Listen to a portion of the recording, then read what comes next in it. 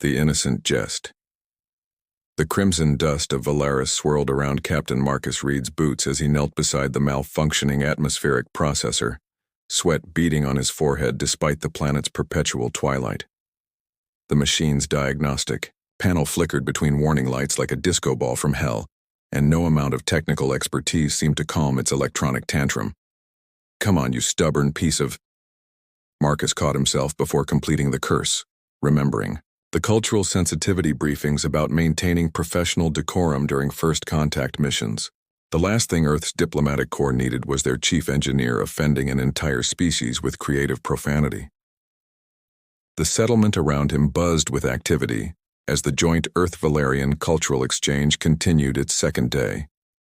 Crystalline spires rose from the rust-colored landscape, their surfaces catching and amplifying the pale light of Valaris's twin suns. The architecture seemed to grow from the planet itself, organic curves that defied conventional engineering, yet somehow achieved perfect structural integrity. "Problems with the equipment, Captain Reed?" The voice came from somewhere near his elbow, melodic and curious. Marcus glanced down to find a small figure watching him with obvious fascination. The child couldn't have been more than 8 years, old by human standards, though her species' development patterns remained largely mysterious to Earth's xenobiologists. Her skin held the distinctive silver luminescence of the Valerians, with intricate blue patterns that seemed to shift and flow beneath the surface like living tattoos. Unlike the adults, whose markings formed complex geometric designs, hers were simple spirals that pulsed gently with her heartbeat. "Just a minor calibration issue," Marcus replied, offering what he hoped was a reassuring smile. "Nothing too serious. I'm Marcus, by the way. What's your name?" "I am called Zara," she said, her pronunciation careful and precise. "I have been observing your repair methods with great interest. Your species approaches mechanical problems quite differently than ours." Marcus paused in his work, genuinely intrigued. Throughout the diplomatic mission, the adult Valerians had been polite but reserved, sharing knowledge in carefully measured doses according to their cultural protocols. This child's direct curiosity was refreshingly honest. "How do your people handle equipment malfunctions?" he asked, settling back on his heels. Zara moved closer, her large silver eyes studying the processor's exposed circuitry. "We harmonize with the energy patterns. All technology on Valaris responds to our bioelectrical fields. May I demonstrate?" Before Marcus could respond, the child placed her small hands on either side of the processor. Her markings brightened, shifting from blue to a warm amber, and she began humming a complex melody that seemed to resonate in harmonics Marcus could feel in his bones. The machine's chaotic beeping gradually settled into a steady rhythm, then silence. Every status light turned a satisfied green. "Holy." Marcus stopped himself again. "That's incredible. How did you learn to do that?" "All Valerian children master basic technical resonance by their 5th cycle," Zara explained matter-of-factly. "It is as natural as your breathing, though I must admit, I find your mechanical methods fascinating. So much physical manipulation of components, it seems wonderfully primitive." Marcus laughed despite himself. "Primitive, huh? Well, I suppose compared to technopathic abilities, screwdrivers and wrenches are pretty Stone Age." "Stone Age?" Zara's head tilted with curiosity, a gesture that reminded Marcus unexpectedly of his sister's daughter back on Earth. "This refers to your species' early development period?" "Exactly. When humans used rocks as tools instead of quantum processors and plasma welders." Marcus found himself genuinely enjoying the conversation. The child's intelligence was remarkable, her questions insightful without the political caution that characterized every other interaction he'd had on Valaris. "Your captain approaches," Zara observed, glancing toward the main settlement where the familiar figure of Commander Helena Cross was striding across the crystalline plaza, her expression carrying its usual mixture of military efficiency and barely contained impatience. "That's Commander Cross, my mission leader," Marcus explained, quickly gathering his tools. "She's not a fan of delays or what she calls unauthorized cultural mingling." "You fear her disapproval?" "Let's just say she has strong opinions about following protocol." Marcus sealed the processor's access panel, marveling at how smoothly it now operated. Thanks for the help, Zara. You probably saved me hours of troubleshooting. The child's markings shifted to a pleased golden hue. It was my pleasure, Captain Reed. I have learned much from observing your methods. Commander Cross reached them just as Marcus finished packing his equipment. Her sharp eyes took in the perfectly functioning processor, then fixed on Zara with the expression she typically reserved for potential security breaches. Captain Reed, I see you've completed the repairs ahead of schedule, Cross said, her tone carefully neutral, and made a new friend in the process. Young Zara here actually provided some technical assistance, Marcus replied, standing and shouldering his toolkit. Turns out Valerian children are natural-born engineers. Cross's expression softened marginally. Impressive. However, we're needed at the Cultural Pavilion for the technology-sharing demonstration. The adult Valerians are quite particular about punctuality. Of course, Commander. Marcus turned back to Zara, who was watching the exchange with obvious interest. It was great meeting you, kid. Thanks again for the save. Will I see you again, before your departure? Zara asked, her voice carrying a note of disappointment that tugged at something in Marcus's chest. Marcus glanced at Cross, who was already checking her chronometer with visible impatience. The mission schedule was packed with formal presentations, treaty discussions, and carefully orchestrated cultural exchanges. Free time for casual conversations with local children wasn't exactly built into the itinerary. I hope so, he said, honestly, though our schedule is pretty tight. Zara's markings dimmed slightly, cycling to a subdued blue. I understand. Diplomatic missions require precise timing and formal protocols. Something about her mature acceptance of the situation struck Marcus as both impressive and heartbreaking. Here was a child who clearly understood the constraints of interstellar politics better than most adults he knew, yet still hoped for simple human connection. On impulse, Marcus crouched down to her eye level. Tell you what, Zara, when you're all grown up and maybe working as a diplomat yourself, look me up on Earth. We could compare notes on engineering techniques. Who knows? Maybe by then you'll have taught your people to appreciate the elegant simplicity of a good old-fashioned wrench. Zara's markings flared bright silver with excitement. You would welcome such a visit? Absolutely. In fact, Marcus found himself grinning as the idea took shape. When you make it to Earth, I'll marry you. How's that for a diplomatic alliance? The words were out before he could consider their impact. It was the kind of playful promise adults made to children all the time on Earth, sweet, impossible, and completely harmless. Zara's delighted laughter confirmed his assumption that she understood the joke. I shall hold you to that promise, Captain Marcus Reed, she said with mock solemnity, then broke into giggles that sounded like wind chimes in a gentle breeze. Captain Reed. Commander Cross's voice carried a sharp edge of impatience. We're late. Right behind you, Commander. Marcus straightened, giving Zara a final wave. See you around, future ambassador. As they walked toward the cultural pavilion, Marcus noticed an elderly Valerian standing in the shadow of a nearby spire. The figure's markings were so complex and intricate they seemed to tell entire stories across the ancient silver skin.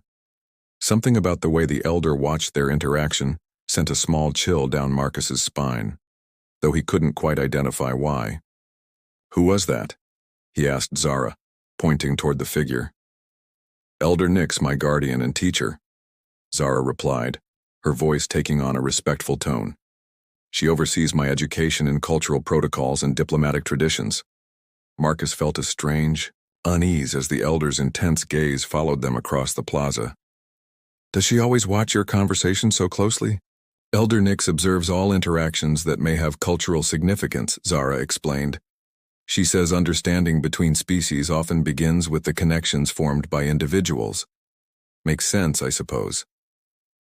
Marcus waved toward the elder, who inclined her head formally in response. Well, give her my regards. As they approached the pavilion, Marcus pushed down the lingering sense that something important had just occurred. Something beyond a simple conversation with a curious child. The sensation would haunt him occasionally over the years, surfacing at odd moments when he least expected it. But at that moment, surrounded by the alien beauty of Valeris and focused on the complex diplomatic work ahead, Captain Marcus Reed had no way of knowing that his casual joke had just set in motion events that would fundamentally alter his life 2 decades later. The last thing he saw before entering the pavilion was Zara speaking rapidly to Elder Nix in their musical native language, her markings bright with excitement while the ancient Valerian listened with an expression of profound intensity. 20 years later, Marcus would remember that conversation and finally understand why. The reckoning returns. The wrench slipped from Marcus Reed's oil-stained fingers, clattering against the concrete floor of his garage with a sound that seemed to echo his frustration. 20 years of civilian life had dulled his reflexes, and the vintage motorcycle he was restoring seemed determined to resist every repair attempt. At 52, his back protested the long hours bent over engines, and his once steady hands occasionally betrayed him with tremors that spoke of too much coffee and not enough sleep.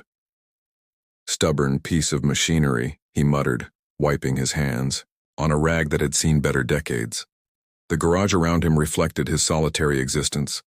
Organized chaos filled with half-finished restoration projects, automotive magazines dating back to his early retirement, and a small refrigerator that hummed contentedly in the corner. His German shepherd, Titan, lifted his massive head from his favorite spot on an old cushion, fixing Marcus with amber eyes that seemed to ask why humans insisted on torturing themselves with mechanical challenges. The dog had been his only constant companion since his divorce 3 years ago. When Patricia finally admitted that life with a man who preferred engines to people wasn't the adventure she'd signed up for. The evening news droned from a small television mounted on the workbench, background noise that Marcus barely registered until the anchor's voice took on an excited tone that penetrated his concentration. Unprecedented arrival of a Valerian diplomatic vessel in Earth orbit has prompted emergency sessions at the Interstellar Council. The ship, identified as the flagship of the Valerian Cultural Embassy, has requested immediate audience with Earth's leadership regarding what sources describe as matters of sacred covenant.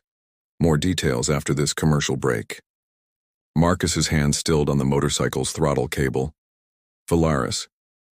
He hadn't heard that name in years, though memories of the rust-colored world and its silver-skinned inhabitants occasionally surfaced in quiet moments. The diplomatic mission that had launched his career, before budget cuts and political reshuffling had gradually pushed him toward early retirement and a new life fixing other people's broken toys instead of interstellar relationships.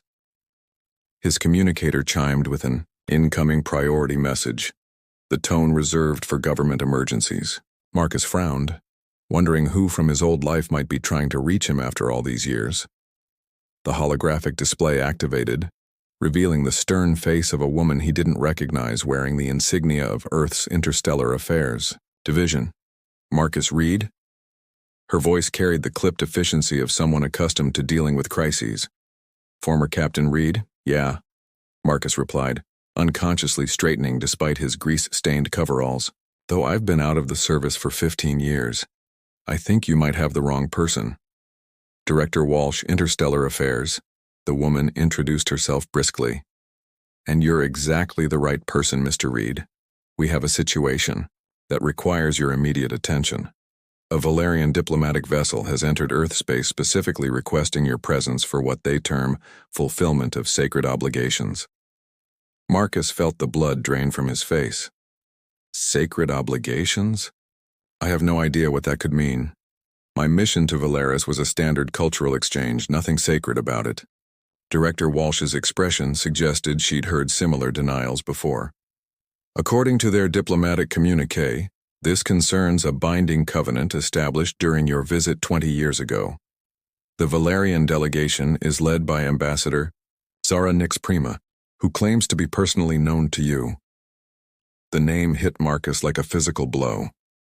Zara, the curious child with silver skin and shifting markings who had helped him repair equipment with casual ease, the little girl he'd jokingly promised to marry when she grew up, a throwaway comment meant to make her laugh.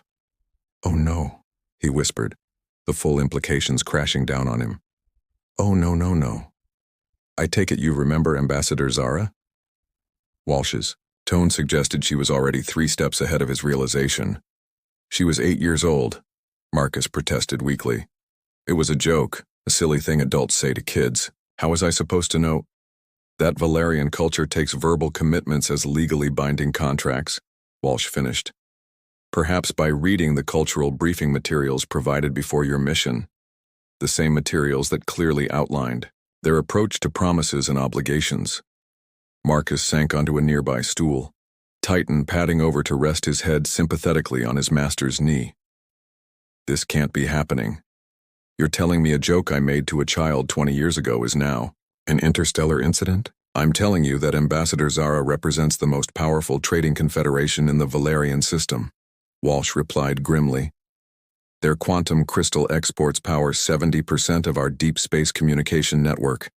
This isn't just personal, Mr. Reed. This is potentially catastrophic for Earth's interstellar infrastructure. Before Marcus could respond, his garage door began to hum upward, though he hadn't touched the remote. Outside, a sleek government transport hovered, silently, its presence explaining the unauthorized access to his security system. Transportation is waiting, Walsh continued. You have 30 minutes to make yourself presentable and report to the Interstellar Affairs building downtown.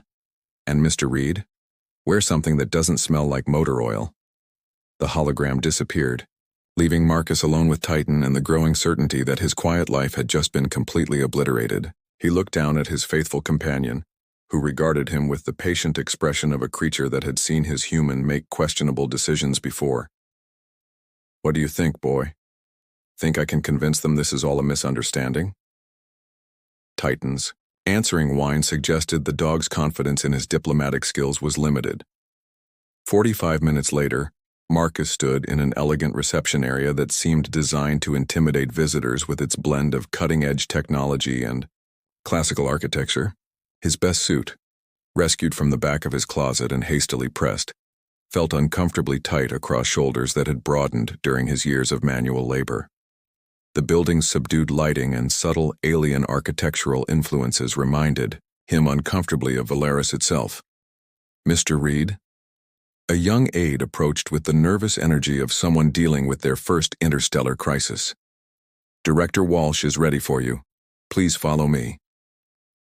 The conference room they entered took Marcus's breath away.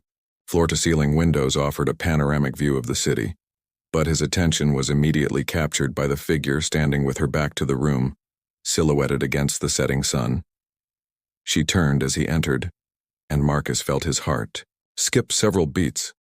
The child he remembered had grown into a woman of such striking beauty that for a moment he forgot how to breathe. Zara's silver skin had deepened to a lustrous platinum, and the simple spirals of her childhood had evolved into intricate patterns that seemed to tell entire stories across her features.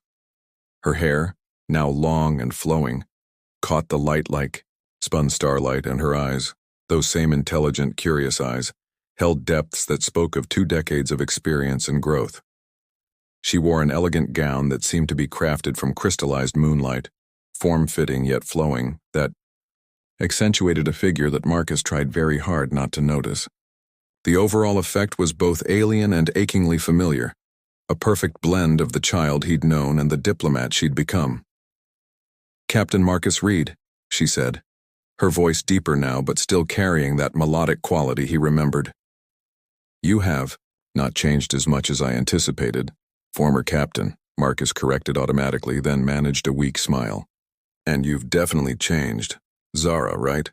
Though I suppose it's Ambassador now. Ambassador Zara Nix Prima of the Valerian Cultural Confederation, she confirmed with a slight incline of her head. Though given our personal history, informal.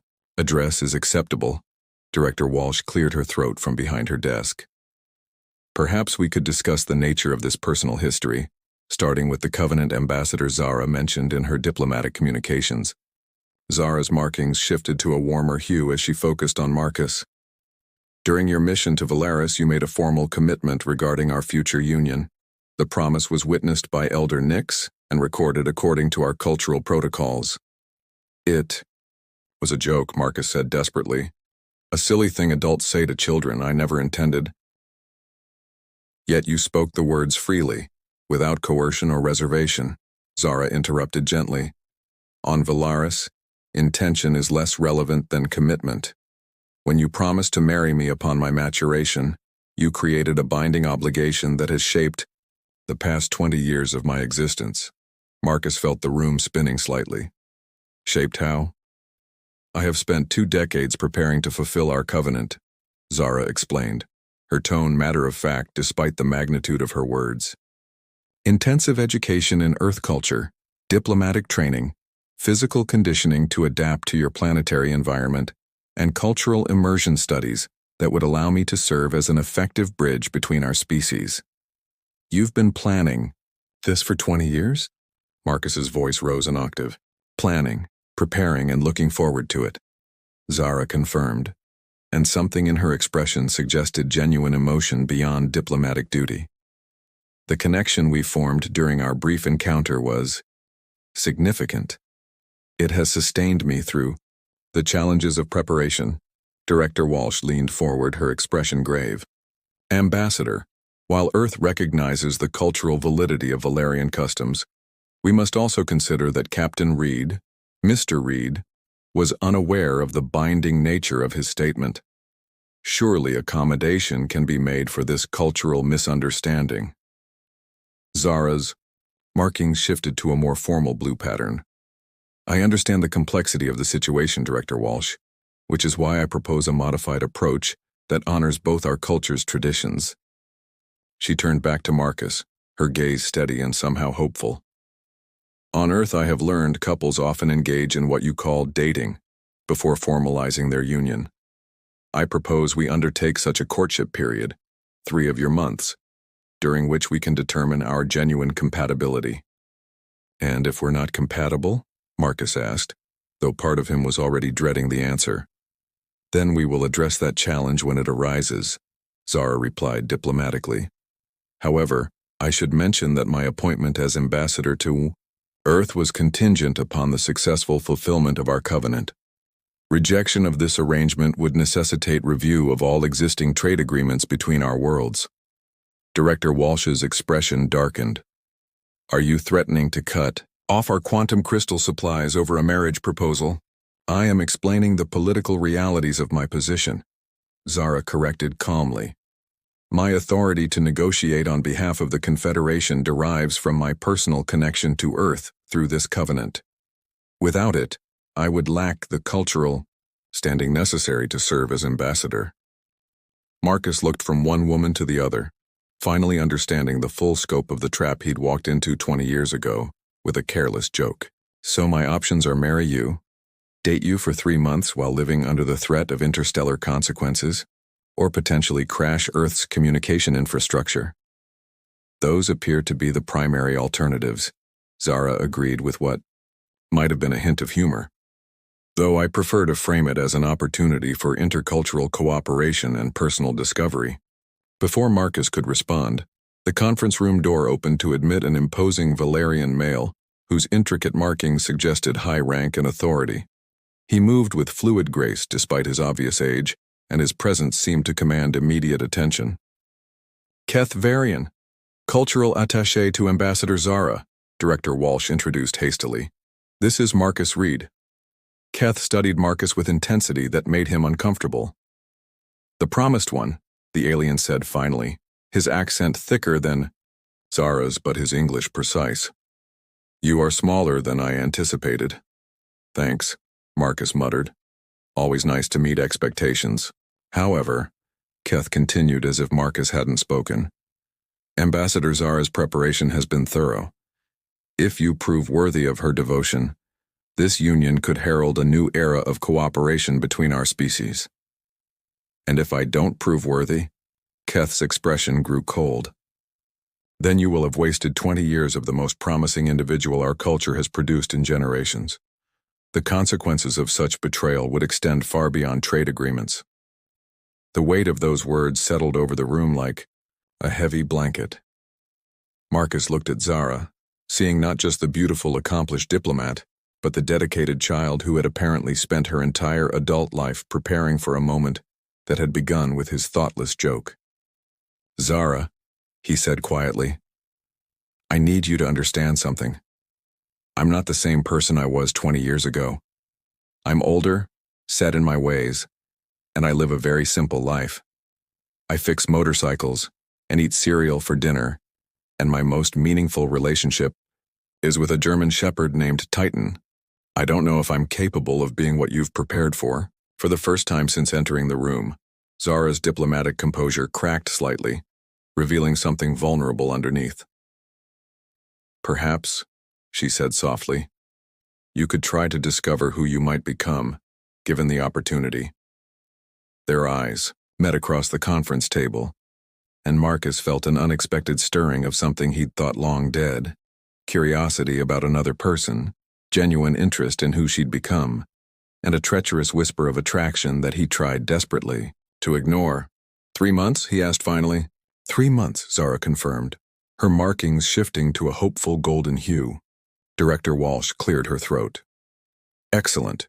We'll arrange temporary housing for Ambassador Zara while you both— That won't be necessary, Zara interrupted politely. Valerian courtship customs require cohabitation during the evaluation period.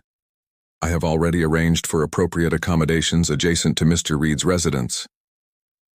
Marcus felt the last of his old life crumbling away like sand. You bought Mrs. Patterson's house? The property transfer was completed this afternoon, Zara confirmed. I thought proximity would facilitate the courtship process while maintaining appropriate boundaries. As the implications of having the most beautiful woman he'd ever seen living next door settled over him, Marcus could only manage one response. Titan is going to love this.